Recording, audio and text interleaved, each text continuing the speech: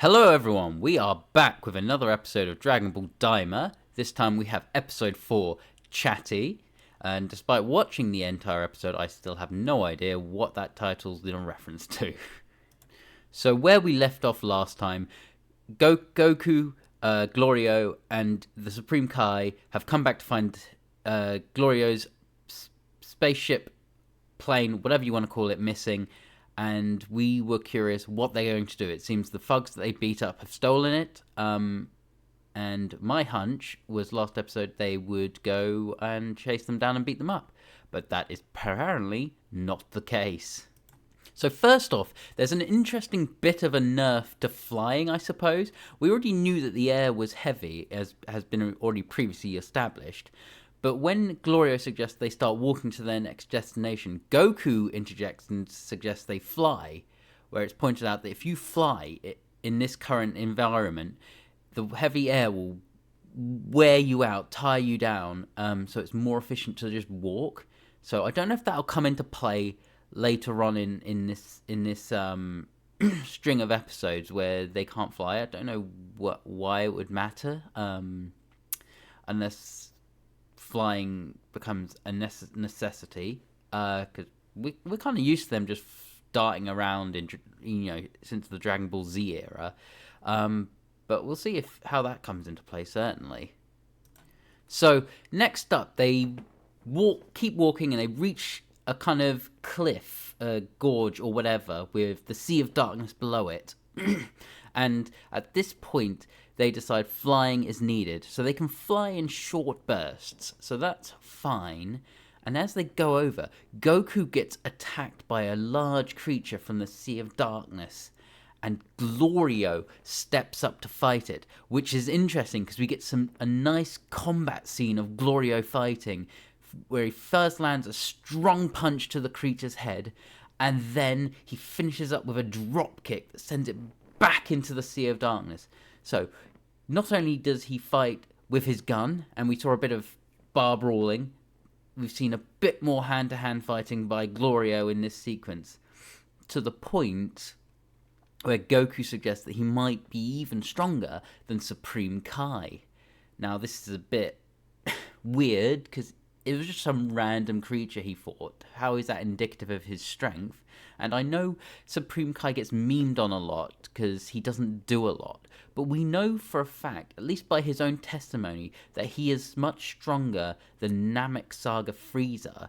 But he gets absolutely bodied by Majin Buu. So he's somewhere in the middle there, and that's not anything to sniff at. So he's not exactly a chump. But we'll probably see more of Glorio's fighting capabilities later. Okay, so a weird sequence happens next, and it's weird in the sense that Goku senses someone hiding behind a rock, because he can sense ki, everyone can sense ki, but Glorio can't. So, speaking of the Namek Saga earlier, we seem to be getting a rerun of that, in that Glorio is very, very, very, very powerful, supposedly, but he can't sense ki. I mean, we're doing this again. So I don't know if that'll come into play or he'll pick it up or whatever, but Glorio can't sense ki. That's the thing. So anyway, Goku easily dispatches that ambusher and they carry on walking to their next destination, which happens to be some random house that they encounter. So they found a new location. So there's a lovely couple here, but following on from the previous episode, Goku now gets served up something else questionable. He thinks it smells delicious, but, I mean, looking at it, I am not 100% sure. I mean, it's apparently, like, a skewered lizard and some fruit juice or something, and those look like eyes, but they're apparently not, but it doesn't look great. So Glorio looks to buy a plane from these guys, and unfortunately they don't have one, but they offer him a Sky Seed, initially for 8,000, but Glorio managed to haggle him down. This time, not using force, just using a bit of persuasion. I was a bit confused when I was watching this. I was like, what the heck is a Sky Seed? And honestly, it's worth it. This scene will come up in a moment. So this next bit is really important and it's kind of massive for the episode. So while he's Glorio's haggling a way to fly or whatever. Goku and Supreme Kai are checking out these baskets of what look like sweets initially, but they're actually kind of bugs or something, dead bugs. And it. She says, "Oh, there's a medibug that'll fully heal you," which is kind of like a senzu bean, and then to other bugs for like curing headaches, curing burns, etc. And then they get to a join bug, and it's exactly what it sounds like. You can split it in two and feed, and each person eats half, and they fuse together. It's a new form of fusion. And we've seen it with Patara and Fusion Dance. They get different forms, as we saw with Vegito and Gogeta. So are we going to get Goku and Vegeta doing a join bug fusion? Is it going to give them a different form? It's really interesting and exciting to see where they'll go with this one.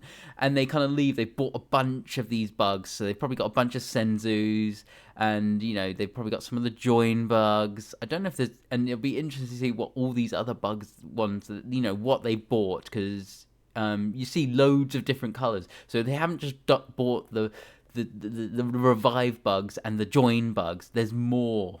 So we'll see what they've got in store.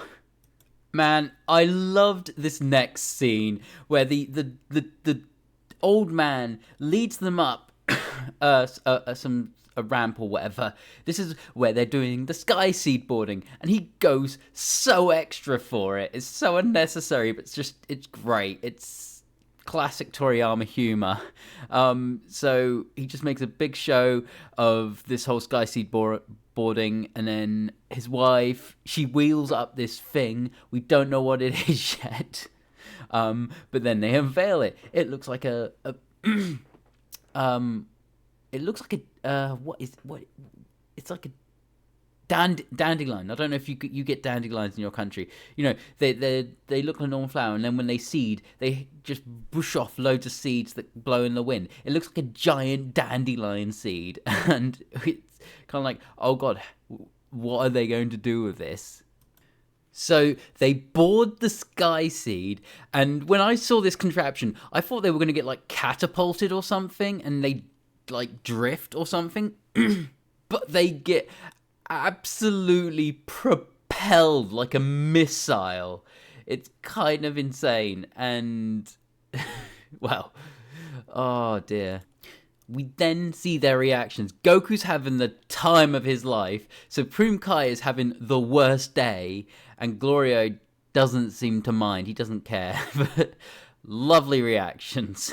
So they land from the Sky Seed, and they're a half a day's walk from the castle. Goku immediately suggests that they fly, because then they can use the revive bugs to restore their stamina. Seems wasteful to me, so I don't know why Goku's suggesting this. They should have those in reserve for emergencies, I feel, and he does get kind of shut down, so that's good. But shut down in the capacity that Supreme Kai and Glorio don't want to eat bugs. But that's good. We wouldn't want to see Goku wasting useful resources. So they start talking about the Demon Realm Dragon Balls. And interestingly here, Glorio suggests that the Demon Realm Dragon Balls could well be the originals. Now, based on Super logic, I don't think that's true, because supposedly the Super Dragon Balls are the originals. But who knows? This is set before Dragon Ball Super, so maybe this is just sort of establishing what they think is fact and isn't really. But just an interesting one there. So it might suggest something about the Demon Realm Dragon Balls. Maybe they're quite powerful, but we will find out. Obviously, they were created by the old Namekian, Never, but... An interesting bit of information is also dropped here, that you don't have to find the Demon Realm Dragon Balls, because everyone knows where they are already. But as is previously established, they are guarded. I forget what they said the creatures were that guard them, but they are guarded by creatures, powerful creatures, I would assume. So that is a thing. So I should have just watched the episode rewatched the episode a bit further in, because they immediately reveal the name. They the creatures guarding them are called the Tamagami. There is one Dragon Ball in each of the demon worlds in the demon realm. So there are 3 Dragon Balls then, 3 Tamagamis. So that could be a plot point. They also agree that it might be worthwhile pursuing the Dragon Balls. So, they're pursuing Dende at the moment. They're going to meet the king of the 3rd demon realm on behalf of Glorio at the moment. But they want to rescue Dende. They want to potentially look for the Dragon Balls. So we've got some plot threads kind of developing here. Could be interesting. So we kind of get a cool little scene next as well, where I think, Goku always did this several times in Dragon Ball, but he uses the power pole to get a vantage point so he can kind of see where the next town is. So it's cool to see him do something like that again. So Goku, from his power pole vantage point, sees a town and they approach. Now, when they get there, there's a large gathering overseen by these people called the Gendamari. That's how it looks like in English, but when I hear Glorio and Supreme Kai say it, it sounds like they're saying Gembe, so I'm not sure what that's about. But they are established as the Demon King's military police, so not nice guys, I guess. So it looks like there's already a statue of King Goma up in this town, sort of like the one we saw of Dabara in episode 1. And if we weren't sure that these guys are bad and nasty, it's established that they take offerings from these villagers, and the offering has to be 3 gold coins, which has everyone distraught. And if they can't pay the full fee, they will sacrifice 3 years of their life per coin they can't pay, which is an interesting thing to say. Like, how are they going to extract life? We will actually see in a moment. They've got some weird device that attaches to the back of someone's neck and just kind of sucks out their energy, I guess. Their life energy or something. So that's not nice at all. So someone tries to run for it, and it turns out those, those collars you saw on the neck, magic collars. So, what's the point in running? They can just get collared, basically. So that's another point in the evil column for the military police, I suppose. So then there's a guy who can only pay 1 gold coin. So we see the device I mentioned earlier in action. It attaches to the back of his neck, and I guess he loses 6 years of his life just off the bat there. So sucks to be him. And then an old guy goes up, and he has no coins. So he's about to lose 9 years. And obviously he freaks out because 9 years for an old dude might just outright just unlife you. So Goku wants to step in, and just as he jumps into action, we get introduced to a new character. It's pretty obvious who it is. I'll just say right here, it's the little girl we've seen in the well, I assume she's a little girl in the intro and the ending. So mystery character revealed, but she's wearing a mask right now, so mystery character not revealed. So the girl jumps into action, tries to set off what she calls a wasabi bomb, which is a dud. But then, as she gets grabbed, she turns out she's got like a stun baton, a stun gun or whatever, and manages to fire one off. So she's doing all right, I guess, not amazingly. So after causing a ruckus, the little masked girl sort of tries to flee, but one of these dudes manages to grab her. At this point, Goku jumps in and uses the power pole to sweep most of the guards that were the military police that were remaining. This distracts the one that had grabbed the girl, giving her the opportunity to free her arm and get him with a stun gun. Goku then jumps in front of her and protects her. Another cool little pose of him just, holding the power pole front ways. So we get Goku jumping into action and doing some really cool power pole fighting, including a scene where he spins the power pole to deflect laser gun bullets back at the gun, shooting them, which is really cool. But Supreme Kai and Glorio call out to Goku, and they managed to sort of run away and flee the town.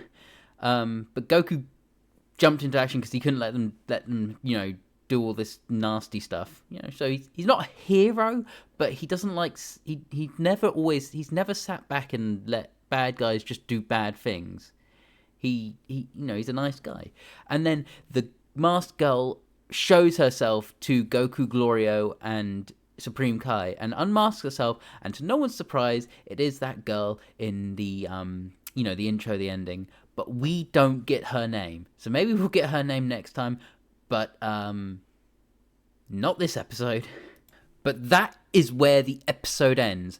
And honestly, that has probably been the best episode of Daima so far. I really enjoyed it. There's a lot of plot threads, a lot of really good information that's been dropped. The second to last character has been revealed. There's still that other one the big guy, big round guy. Maybe he'll come later. But, we've got potentially fusion on the cards. They've got equivalent of senzu beans. I loved the seed travel. That was insane. Got to see Goku doing a bit of power pole fighting. Got Glorio kind of showing off his skills. It'd be nice to see Supreme Kai show off his skills because he is a fighter. We can't, as I said earlier, we can't call him a slouch. He knows what he's doing.